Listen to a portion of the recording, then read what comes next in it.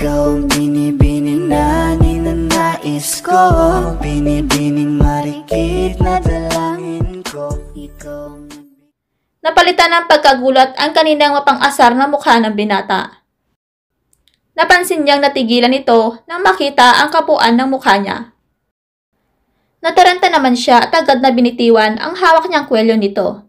Mabilis na hinablot ang sombrero niya sa kamay nito at isinuot muli. Gawin mo ang gusto mo, Mr. Il Madrid. Pero hindi pa rin ako papayag na magpanggap bilang girlfriend mo.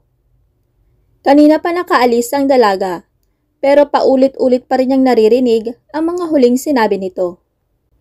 Paulit-ulit din na lumilitaw sa imahinasyon niya ang magandang mukha ng dalaga na nakatago sa sombrerong suot nito. Alam na niyang maganda ito, unang kita pa lang niya dito. Pero hindi niya inaasahan na may mas igaganda pa pala ito kapag naalis ang sombrero nitong laging suot-suot. Malalim siya nag-isip kung paano niya mapapapayag ito. Agad niya inabot at inangat ang telepono at nagdial. May pag-uutos ako sa'yo. Come to my office now. Maautoridad niyang wika. Sumandal siya sa swivel chair at malalim na bumuntong hininga. Kailangan niyang mapapayag ang babae sa ayaw at sa gusto nito. Because he want Casey badly. He want her to come back into his life. At si Sammy ang naiisip niyang daan para bumalik si Casey sa kanya. Napapikit siya at marahang hinihilot ang sentido. Inaalala niya ang masasayang araw na kasama niya ang dating kasintahan. His first love. Pagkarating ng taong tinawagan niya ay agad niyang sinabi dito ang gustong ipagawa. Nang makalis na ito ay agad din niyang isinuot ang suit at mabilis na lumabas ng opisina niya. Nagbilin na lang ito sa sekretary na baka hindi na siya makakabalik. Huminto ang sasakyan niya sa tapat ng isang gusali. Mabilis siyang bumaba pagkaparada ng sasakyan at agad tinungo ang elevator at sumakay. Huminto ang elevator sa pang-12 palapag, kung saan naroon ang opisina ng kaibigan niyang si Darren. Tuloy-tuloy lang siyang naglakad at diretsong pumasok sa opisina nito. Nagulat pa ito nang bigla niyang buksan ang pinto pagkakita sa kanya. What's bring you here, bro? Takang tanong nito at inilapag ang hawak na ballpen. Iyon na lang lagi ang bungad sa kanya ng kaibigan kapag dinadalaw niya ito dito sa opisina o sa bahay man nito. Umupo siya sa tapat nito. You remember nung sinabi mo sa akin last week na pagsilosin si Casey para bumalik siya sa akin? Walang paligoy-ligoy niyang wika. Yes? And what about that? Taka nitong tanong. Nakatutok pa rin ang paningin sa ginagawa. Parang hindi interesado sa sinasabi niya. I found a right girl. Actually, I already talked to her. Pero tumanggi siya. Mabilis niyang paliwanag. So, you've talked it seriously. Akala ko hindi ka interesado. Natatawa lang na wika nito. Yeah, at first. Nagdadalawang isip ako dahil wala naman akong makitang babae na pwedeng magpanggap. Dahil halos lahat ng babaeng naging ex ko ay kilala ni Casey. Pati na rin yung mga lapit ng lapit sa akin. Lintaya niya. Pinagkrus pa ang mga braso, pati na rin ang mga binti. Are you sure about that? At sino naman tong babaeng nakita mo? Do I know her? Interesado nitong tanong. Actually, that's why I came here. Because I know you could do something about her. Ngisi niya sa kaibigan. What do you mean? Taka nitong tanong. She's working as an assistant trainer. Dito mismo sa Taekwondo Training Center mo. Lalong lumapad ang ngisi niya. What? Are you sure? How? You don't even visited me for several years. How do you know she's from here? Lalo itong naguluhan. Si Darren ay isang Taekwondo master at may-ari na pinapasukan ni Sammy. Marami na rin branch ang Taekwondo Association nito. Magkasama sila noon ni Darren na nagsanay at nag-aral. Pero pagkakuha niya ng black belt ay huminto na siya dahil kailangan na siya sa kumpanya nila. habang si Darren naman ay pinagpatuloy ang hilig at nagpatayo ng sariling Taekwondo Association. Bukod sa sariling pag-aari nitong mga Taekwondo training branches, mayroon din silang sariling negosyo at meron ding mga investment. I just visited you last year, bro. Well, I didn't meet her here. I met her outside. Actually, it's yesterday. And first meeting was a mess. You see this bruise on my lip? She's the one who did it. Turo niya sa pasang nasa labi. Really? Akala ko kasi napaaway ka na naman sa bar. Kaya kami pasa. Kaya hindi na kita tananong kung saan mo nakuha yan kanina nang mapansin ko. Isa pa, you are too fast, ha? Nalaman mo kaagad ang pasikot-sikot sa buhay niya? While you just met her yesterday. Nangaasar pa nitong wika at ipinagpatuloy ang ginagawa habang tatawa-tawa sa sinapit niya. Di ka pa rin mabilib sa akin? Walang hindi nakukuha ng El Madrid na to kapag ginusto ko. Mayabang na turo pa niya sa sarili. Then what about Casey? Biglang nag-iba ang ihip ng hangin pagkarinig niya sa pangalan ng girlfriend. That's why I'm doing this. Because I believe I can bring her back to me. Malaki ang tiwala niyang babalik ito. Anyway, bakit hindi mo siya nilabanan? Pag-iiba nito sa usapan. Give me her full name, and I will search her application. Utos nito. Nagsimula nang magtipa sa keyboard ng laptop. You know the rule as Taekwondo master, at hindi ako nakikipaglaban sa labas, lalo na kapag walang kabuluhan. Samantha Gonzalez, her full name. Sagot niya at binigay naman niya ang kumpletong pangalan nito. Whew, she's very beautiful, bro. Napakasimple ng ayos niya. No makeup. Yet, she's stunning. Baka may love ka dito, bro.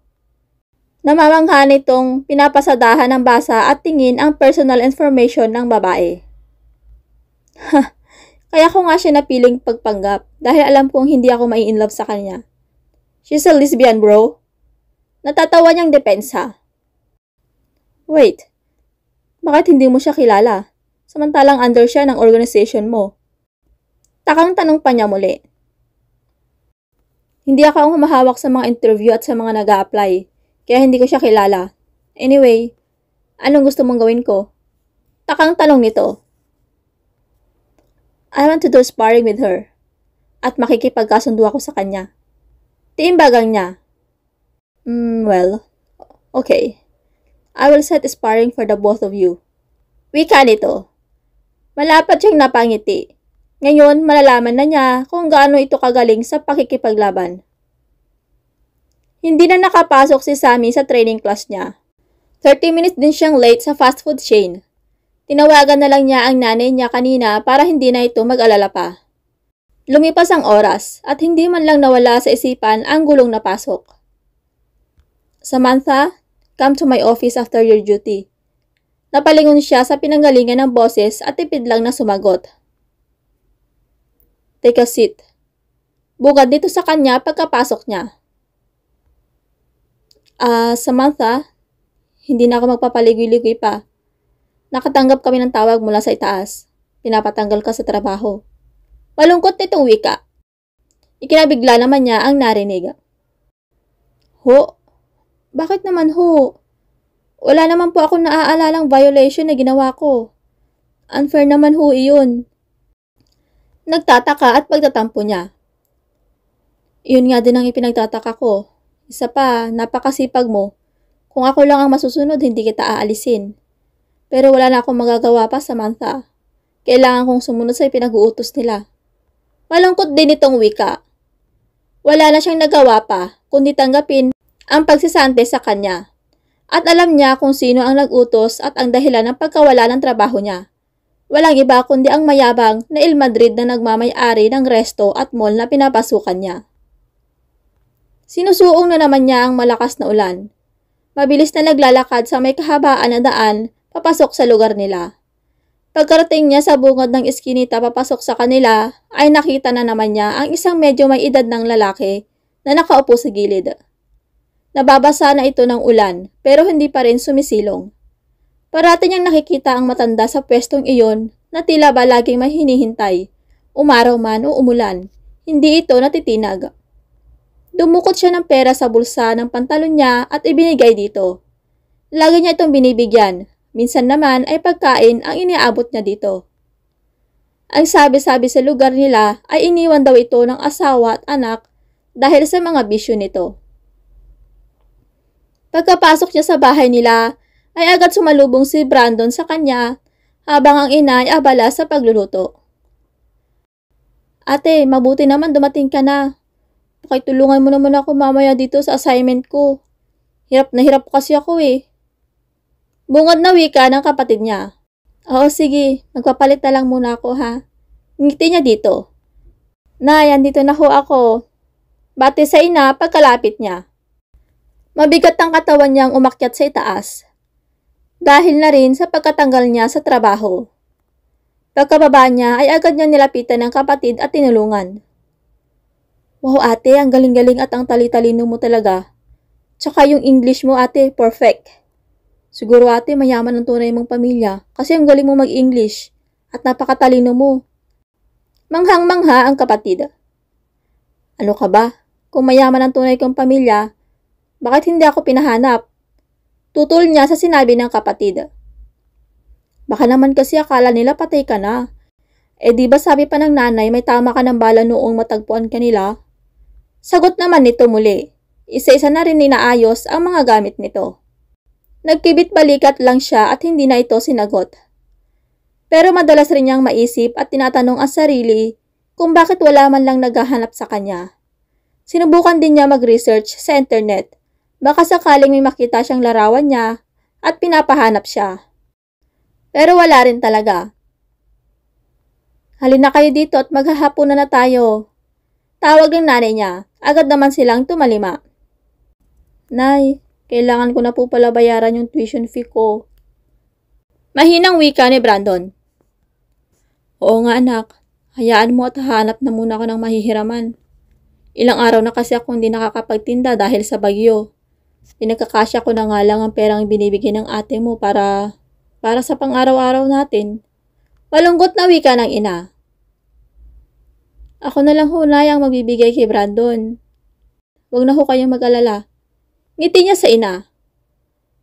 Naku anak, sagot mo na nga ang lahat ng gastusin dito sa bahay eh. Isa pa, di ba nag-iipon ka para makapunta ka ng Korea? Wika nito. Okay lang yun, Nay. Hindi naman ako nagmamadali eh. Isa pa, nagdadalawang isip ako kung magkukorea ba ako o hindi na. Okay naman kasi ang sahod ko sa training class na pinapasukan ko. Ngiti niyang sagot sa nanay. Ganun ba anak? Sorry nak ha. Dahil sa amin nabibigitan ka na. Mangyak-ngyak na wika nito. Nay, ano ba kayo? Nandito lang ako para sa inyo. Gagawin ko ang lahat para makapagtapos ng pag-aaral si Brandon at makatulong sa inyo. Madamdamin niyang wika. Salamat nak. Sinsirong pasasalamat ng ina.